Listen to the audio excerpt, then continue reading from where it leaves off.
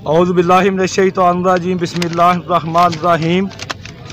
मेरे साथ खुशकिस्मती से तहरीक लब्बैक पाकिस्तान के सरबरा अल्लामा हाफ़िज़ साद हुसैन रिज़वी साहब जो गोजरा उस पर तशरीफ़ आवरी हुई है इनके साथ थोड़े से मैं सवालात करूँगा।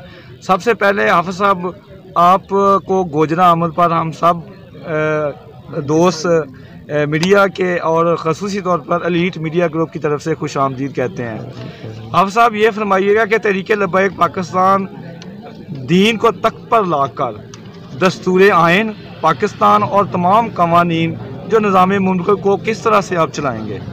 बिस्मिल्लाहिर्रहमानिर्रहीम। मैंने आपसे अर्ज़ की थी और अर्ज़ करना चाहूँगा कि जो दीन, हमारा मकसद है दीन को तख्त पर लाना, किसी शख्सियत को नहीं। और दीन का एक बाकायदा निज़ाम मौजूद है ना हर किस्म में। सबसे पहला आप बुनियादी एक देख लें निज़ाम कि हम इंशाल्लाह सूद को ख़त्म करेंगे। सूद से हमारा निज़ाम मईशत नहीं चलेगा। सबसे पहली हमारी ये कोशिश होगी और हमारे बाबा जी बता करेंगे वो सूद को हम कैसे ख़त्म करेंगे। उसका तरीक़ाकार यही है कि जो कर्ज़े लिए हैं सबसे पहले उन पर सूद ख़त्म किया जाएगा, फिर स्टेट बैंक और फिर तमाम निज़ाम मुमलिकत के जो मामलात हैं उन पर सूद ख़त्म किया जाएगा। आप साहब ये फरमाइए कि दीनी अमूर, सियासत, मुआशियत, तालीम, निज़ाम मुआशरत और तमाम अदारों बिला जितने भी शुबाजात हैं उनके लिए आप क्या क्या उनमें इक़दामात उठाएंगे? देखें जी, उनमें इस्लाहात की जो बातें हैं ना वो वक्त के साथ साथ हैं। तालीम के लिए इस्लाहात की बातें हैं कि अभी यकसा निसाब आ रहा है और ये अच्छी चीज़ है, लेकिन इस निसाब के अंदर क्या है, हम अपने बच्चों की तरबियत क्या कर रहे हैं, ये भी ज़रूरी है। उसके बाद आपने कहा हेल्थ के हवाले से, हेल्थ के हवाले से हमारा एक बहुत ज़बरदस्त प्रोग्राम है।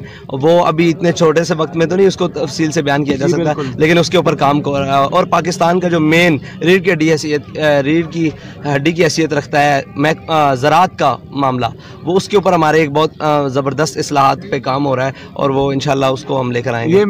ये सारी बातें मैं 1 बाई 1 पूछूंगा, प्लीज़ थोड़ा सा टाइम। लोगों की तमाम बुनियादी जो ज़रूरियात हैं, मसलन साफ़ पानी है, खालस गज़ा और रहाइश, खालस अद्वियात से इलाज, तलीम, जानो माल, इज़्ज़त व आबरू की हिफाजत और जल्द हसूल इंसाफ को निज़ाम ज़कात, उशर, खरूज की जिम्मेदारियाँ किस तरह से ये चलाएंगे? जब देखें, अगर आपने रियासत में तमाम चीज़ों को यकसा फराहम करना है ना तो उसके लिए ज़रूरी है कि पहले VIP कल्चर को ख़त्म किया जाए। जो VIP कल्चर को सारी मराहत हासिल हैं वो गरीब तक पहुँचाई जाएँ और गरीब के पास जो पानी आ रहा है वो VIPs को पिलाया जाए, तो ये सारा निज़ाम दुरुस्त हो सकता है। और इसके लिए सबसे पहला हमारा कि VIP कल्चर का खात्मा, और दूसरा यह है कि हमारे तमाम ओहदों के प्रोटोकॉल्स ख़त्म। ये ना हो कि हमारे सियासतदान और हमारे ब्यूरोक्रेट्स तो फ्रांस से आया हुआ पानी पिएँ और हमारे मुल्क के शहरियों को यहाँ का साफ़ पानी मुयसर ना हो। उनको भी वही पानी पिलाया जाएगा और उनके लिए दूसरा पानी की रास्तानी होगा, तो फिर ऑटोमेटिकली उस पानी को वो साफ़ करेंगे। और जो बड़े बड़े लोग हैं इनके बच्चों को भी सरकारी स्कूलों में पढ़ाया जाएगा ताकि ये इनके बच्चे किसी प्राइवेट स्कूल में ना पढ़ें और उसका निज़ाम तालीम ठीक हो। अच्छा, आप साहब ये फरमाए कि दीन इस्लाम की तरवीज, तहफ़्ज़ुज़ ख़त्म नबूवत, नामूस रसालत के लिए क्या ज़रूरी इक़दामात उठाएंगे? तहफ़्फ़ुज़ नामूस रिसालत के लिए हमने उठा रखे हैं, ठीक है। उसका आलम इंशाअल्लाह हम तादम मर्ग उसका तो हलफ लिया हुआ है ख़त्म नबूवत के ऊपर और पाकिस्तान के तहफ़्फ़ुज़ के ऊपर। ये सारी चीज़ें हैं। इस्लाम, पाकिस्तान और अवाम लाजिम मलजूम है। फहाशी और बेहयाई, बेरारफ़ी की रोकथाम के लिए क्या क्या इक़दामात करें? देखें जी, फहाशी और बेहयाई की जो फ़रोग़ है ना उसको रियासती सतह पर किया जा रहा है, जिसको तब्दीली का नाम दिया गया था।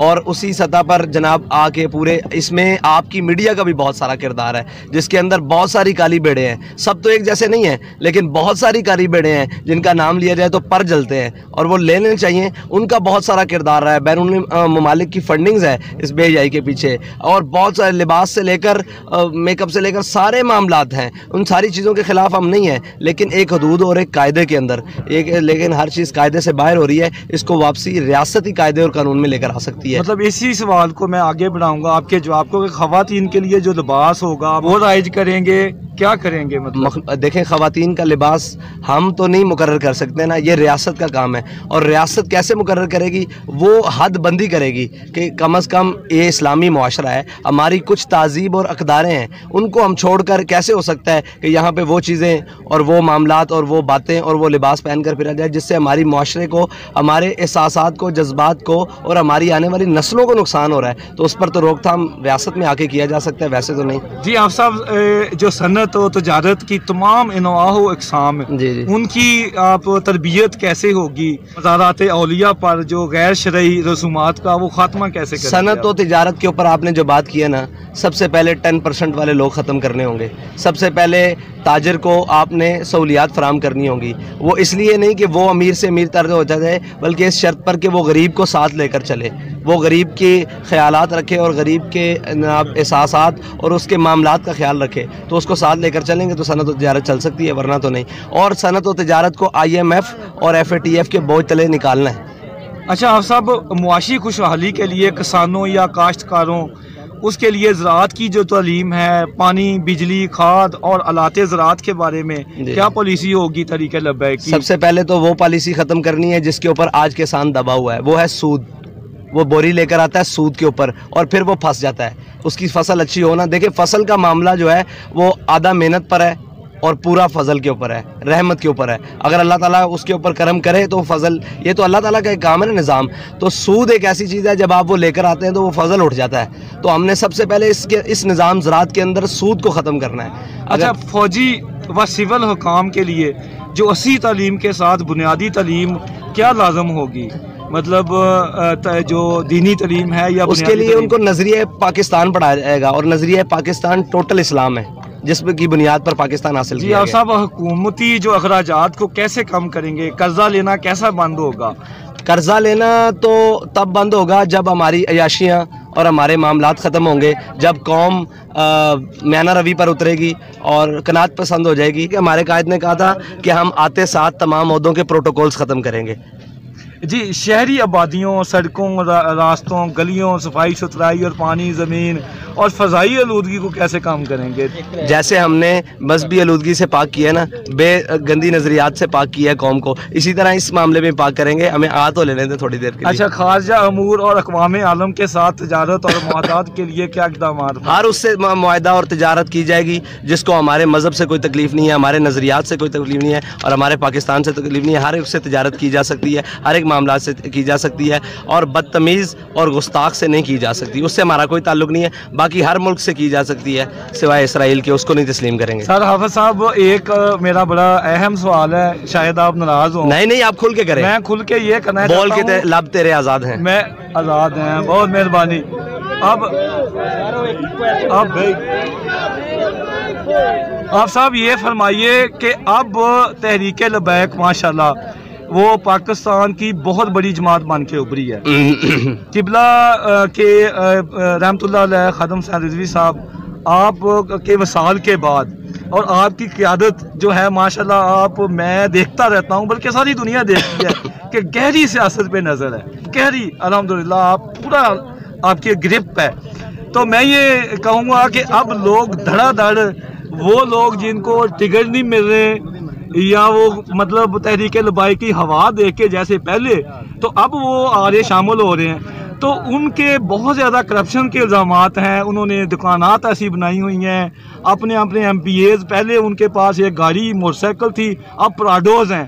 तो अब वो आप क्या करेंगे जब कैंडिडेट का चुनाव होगा कि एक आम बंदा जिसके पास डिग्री भी हो और वो आपका वर्कर भी हो और फिर उसके बाद उसका विजन भी हो और मुकम्मल तौर पे तहरीक लबैक के मुताबिक वो चलता हो, लेकिन उसके मुकाबले में अगर कोई बहुत बड़ी शख्सियत जिसको आम सियासी लोग कहते हैं कि वो शामिल हो रहा है, वो हो रहा है, तो फिर आप किस तरह से वो मुआवजा करते हैं? हमारा स्कूटरी सिस्टम आपने पहले भी देखा, आप हमारे पास रहे हैं। इंशाल्लाह ऐसी चीज़ों से हम मुतासर होने वाले नहीं हैं। बड़े बड़े लोग बैग्स लेके हमारे दरवाजे पर बैठे रहते हैं, हमने कभी उसका नहीं माना। ना हमारा मामला वो जो हैं सारे वो पैसे और इस मामला हम किसी के कद से मुतासर होते हैं। हम नज़रियाती सियासत करते हैं और नज़रियात ना बिकने वाली और ना झुकने वाली। और हमारे साथ बंदे भी वो आएंगे, अगर वो तौबा करके आते हैं तो तौबा का रास्ता हर एक के लिए खुला हुआ है। उनको हम तौबा का इजाज़त देंगे, वो सारा कुछ कौम के सुपुर्द करेंगे जो उन्होंने किया है, उसके बाद हम उन्हें सियासत की इजाज़त देंगे। वरना तहरीक लबैक में करप्शन और दूसरे करप्ट लोगों की जगह नहीं है।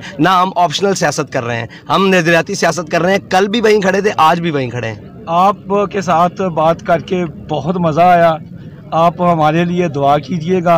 और आखिरी कोई पैगाम आप कौम को देना चाहेंगे इस्लाम आगे सबसे पहले रोटी देता है, उसके बाद पहनने के लिए देता है, उसके बाद रहने के लिए जगह देता है। ये इस्लाम का बुनियादी नज़रिया है। और इस्लाम के एक खासियत है कि अगर उसका कोई बासी भूखा हो तो वो सबसे बड़े उस वक्त के हाकिम अमीरुल मोमिनीन के कांधों पर अनाज लदवा के उसके घर तक पहुंचाता है। ये इस्लाम बुनियादी ज़रूरतों को दरवाज़ों पर पहुंचाता है, ना कि लोगों को इन वडेरों और चौधरियों के दरवाजे तक पहुंचाता है। यही हमारी नज़रियाती पहुंचा। और इंशाल्लाह हम आएगा निज़ाम, लेकिन उसी पावर से आएगा जिस पावर की बाबा जी बात करते थे कि इस्लाम अपनी पावर रखता है, उस पावर से हम सियासत करेंगे। जी बहुत शुक्रिया एलीट न्यूज़ को और जितने भी पाकिस्तान सबका बहुत शुक्रिया। आपका शुक्रिया, आप हमारे लिए दुआ